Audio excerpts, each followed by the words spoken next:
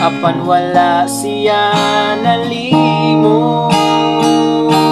Kapituan kapito ang iyang pagpasaylo, kanako kanimo kanatong tanan. Dili niya igsapayan ang atong kalapasan, at damo pasaylo sa atong sala ang Amahan. Daghang panahon nga akong gisalikway ang giya sa Espiritu, ug ang balaan nga pagmando.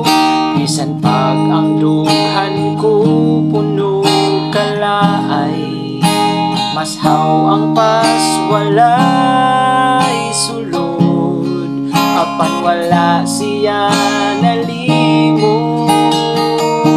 Kapituan kapito ang iyang pagpasaylo, kanako kanimo kanatong tanan. Dili niya igsapayan ang atong kalapasan, at damo pasaylo sa atong sala ang Amahan.